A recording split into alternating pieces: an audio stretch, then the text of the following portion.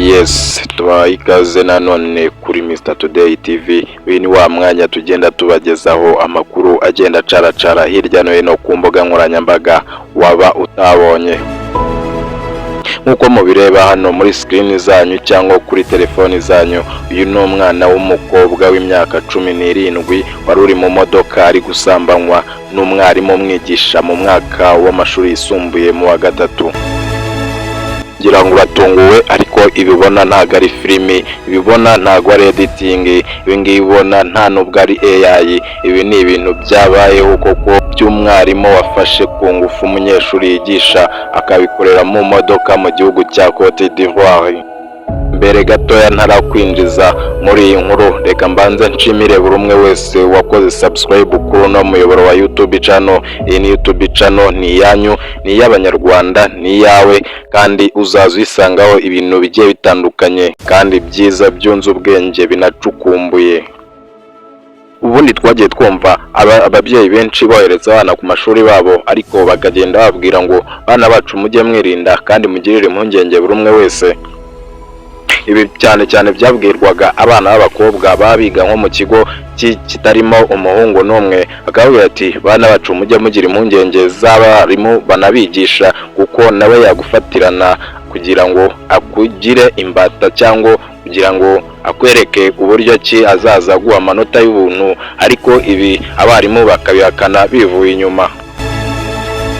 Ibi ni ibintu byabaye mu masaha y'igicamunsi, aho uyu mugabo yafatiranye uyu munyeshuri ngo batashye akamubwira ko yaza akamuhereza rifuti, kuko nibwo yamufatiranye ngo imvura irimo kugwa. Gusa nanone ntibyaje kugenda neza, nubwo yari yarangije gukora ibyo akora, ariko baje kuhagoboka umwana akomeza aririra mu modoka ndetse atabaza cyane.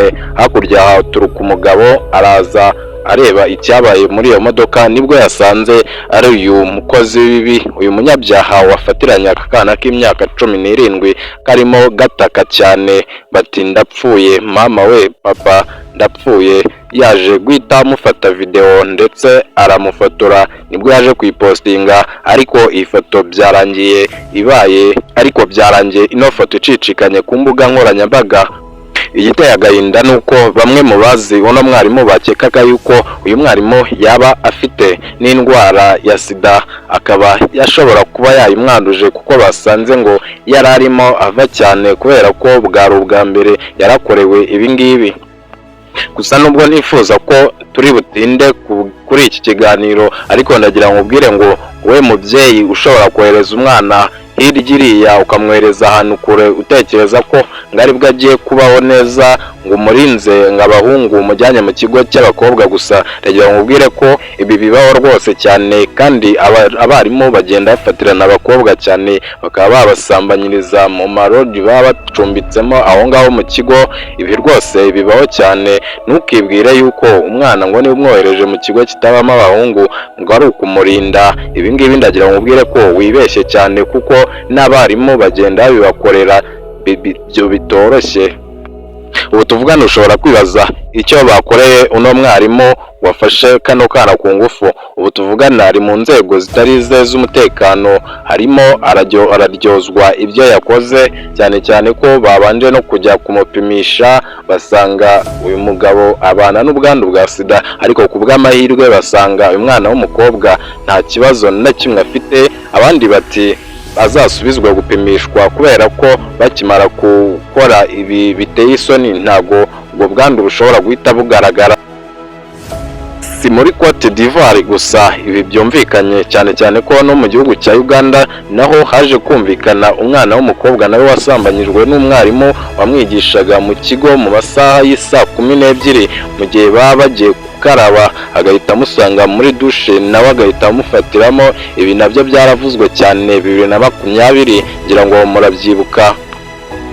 reka tugana ku musozo mbwira ababyeyi bati mujye murinda abana banyu, ikindi kandi mubashyire ku bigo bibegereye cyane cyane ko umwana yajya asoza kwiga agataha mu rugo hanyuma mu gitondo akabyuka asubira ku kigo.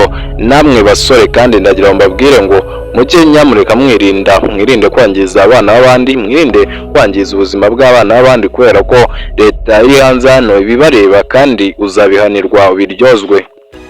Ese wowe wa mwarimu we wahawe inshingano zo kurera aba bana b'abakobwa cyangwa uba bana b'abanyeshuri hanyuma ukagerekaho kubangiza, uba wumva utekereza iki? Namwe reka mbabwire ko inzego z'umutekano zihari kandi ziba zibareba. Ndagira ngo nshimire wowe wamajije guhitamo kujya ukurikirana YouTube Mr Today TV.